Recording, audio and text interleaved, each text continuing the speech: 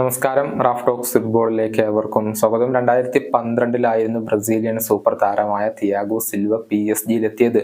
നമുക്കറിയാം, പിന്നീട് 8 വർഷക്കാലം അദ്ദേഹം PSG-ക്ക് വേണ്ടി കളിച്ചു എന്നുള്ളതാണ്. ഒരുപാട് കിരീടങ്ങൾ അദ്ദേഹം സ്വന്തമാക്കി. പിന്നീട് 2020 അദ്ദേഹം PSG വിടുകയായിരുന്നു. PSG അദ്ദേഹത്തെ ഒഴിവാക്കി എന്ന് വേണമെങ്കിൽ പറയാം. പിന്നീട് ഇംഗ്ലീഷ് പ്രീമിയർ ലീഗ് വമ്പന്മാരായ ചെൽസിയിലേക്കാണ് അദ്ദേഹം ചേക്കേറിയത്. ഈ കഴിഞ്ഞ 4 വർഷക്കാലം ചെൽസിയിലാണ് തിയാഗോ സിൽവ കളിച്ചിട്ടുള്ളത്. മികച്ച പ്രകടനം അവിടെ പുറത്തെടുക്കാൻ അദ്ദേഹത്തിന് കഴിഞ്ഞിട്ടുണ്ട്.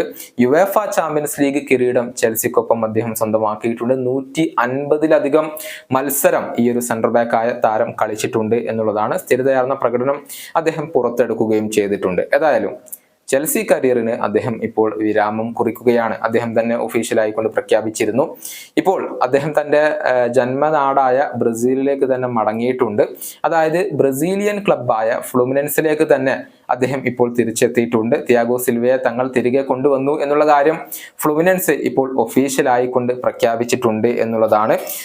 ഈ സീസൺ അവസാനിച്ചതിന് ശേഷം അടുത്ത സീസൺ മുതൽ തിയാഗോ സിൽവ ഫ്ലൂമിനൻസിന് വേണ്ടിയാണ് കളിക്കുക. ചെൽസിയോടൊപ്പമുള്ള ഈ ഒരു സീസൺ അദ്ദേഹത്തിന് ഇപ്പോൾ പൂർത്തിയാക്കേണ്ടതുണ്ട് എന്നുള്ളതാണ്. ഏതായാലും സിൽവയെ സംബന്ധിച്ചിടത്തോളം അദ്ദേഹത്തിന് 39 വയസ്സാണ്. മികച്ച രൂപത്തിലാണ് ഇതുവരെ അദ്ദേഹം കാര്യങ്ങൾ മുന്നോട്ട് കൊണ്ടുപോയിട്ടുള്ളത്.